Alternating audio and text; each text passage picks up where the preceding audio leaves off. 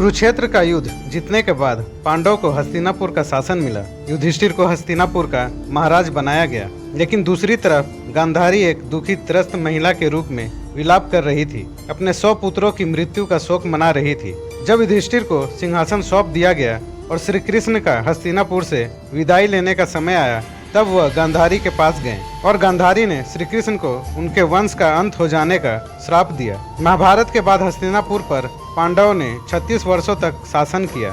इस बीच गांधारी का श्राप अपना असर दिखाने लगा और श्री कृष्ण की नगरी द्वारका में एक अशुभ घटना घटी। वहां एक उत्सव के दौरान सभी यदुवंशी आपस में ही लड़ने लगे और एक दूसरे की हत्या करने लगे। यह घटना सोमनाथ के समीप प्रभास क्षेत्र में घटी।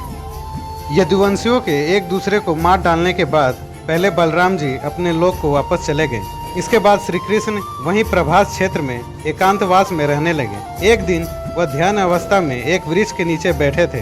तभी जरा नाम के एक शिकारी ने गलती से उनके पैर में तीर मार दिया और श्री कृष्ण ने वह मानव देह त्याग दिया।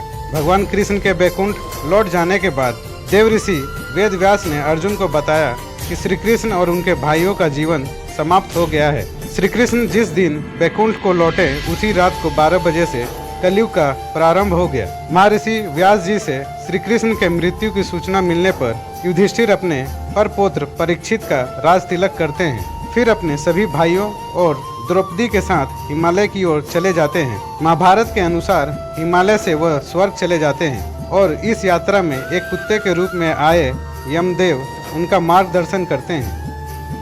जैसे जैसे सभी पांडव हिमालय के ऊपर की तरफ चढ़ते हैं, वे एक एक करके गिरने लगते हैं और उनकी आत्मा उनका शरीर छोड़ने लगती है। यह क्रम द्रौपदी के साथ शुरू होता है और भीम की मृत्यु पर समाप्त होता है। केवल युधिष्ठिर ही थे जो जीवित रूप में हिमालय के ऊपर स्वर्ग के प्रवेश द्वार पर पहुंच पाते हैं। स्वर्ग के प्रवेश द्वार पर भगवान यम कुत्ते के रूप को त्याग कर अपने असली रूप में आते हैं और युधिष्ठिर को स्वर्ग में प्रवेश करने से पहले उन्हें नर्क में ले जाते हैं। नर्क में युधिष्ठिर अपने भाइयों और द्रौपदी को अपने पाप स्वीकार करते हुए देखते हैं तो उन्हें उनके पापों से मुक्ति दिलाते हैं। इसके बाद भगवान इंद्र युधिष्ठिर को स्वर्ग ले जाते हैं और उनसे वादा करते हैं कि उनके भाई और द्रौपदी भी जल्द स्वर्ग में स्थान ले लेंगे।